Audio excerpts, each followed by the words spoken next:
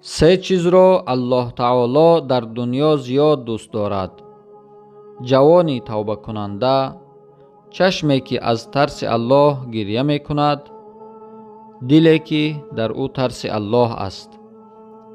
سه چیز را حضرت محمد صلی الله علیه و سلم در دنیا زیاد دوست داشتند: عطر و خوشبویی، زن دیندار و نماز. سه چیز را باید کنار گذاشت: چاپلوسی، اسرافکاری و سخنچینی. سه چیز را نگاه داشتن ضرور است: زبان، عصب و نفس. سه چیز را از الله جل جلاله آرزو نما: هدایت، فرزند نیکو، شفا.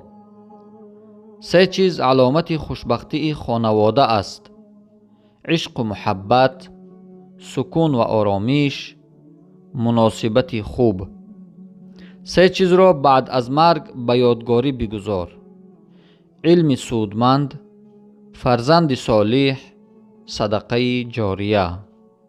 سه چیز را زیاد فکر کن: از چی خلق شده ای، برای چی خلق شده ای، به کجا می روی. سه چیز را حتما حاصل نما: عفت و پاک دامنی، عزت نفس، خلق و رفتار نیکو. سه چیز عاقبت خوب ندارد: رشوه‌خوری، مردم فریبی و رباخوری. سه چیز در دنیا برای انسانها امتحان و آزمایش است: مال و ثروت، شهرت، مصیبت. سه چیز خطر کفر دارد: استهزا و مسخره به دین الله، کمک جستن از غیر الله، دوستی و محبت با کفار. سه چیز را از خود دور کن: جایهای فسق و فساد، شبهه و حرامها، فساد اخلاقی. سه چیز عمل نیک انسان را نابود می کند: دروغ گفتن، نگاه کردن به عورت نامحرم، سخنچینی کردن. سه چیز خصلت مؤمن کامل است: راز و سیر مردم پوشیدن، صبور و شکیبا بودن، سازگاری. سه چیز را حمایت نما: دینت را، شرف و ناموست را، وطنت را. سه چیز را باید از وجود خود دور کرد: بغض و کینه، کبر و غرور و بسیار مسخره و مذاق کردن.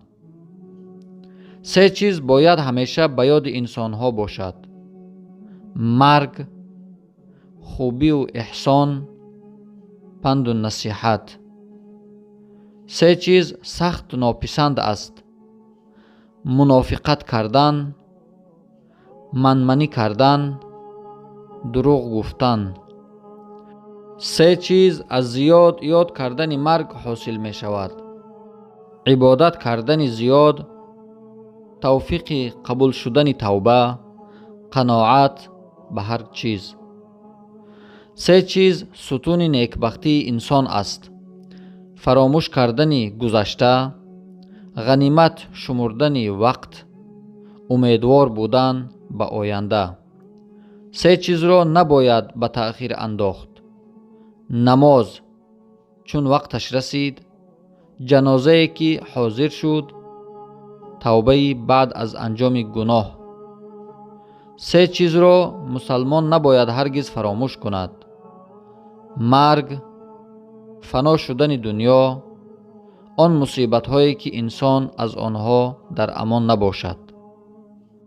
سه چیز را حضرت علی الله تعالی از او راضی باد در دنیا زیاد دوست داشتند: احترام به مهمان، روزه گرفتن در تابستان و شمشیر زدن در راه الله.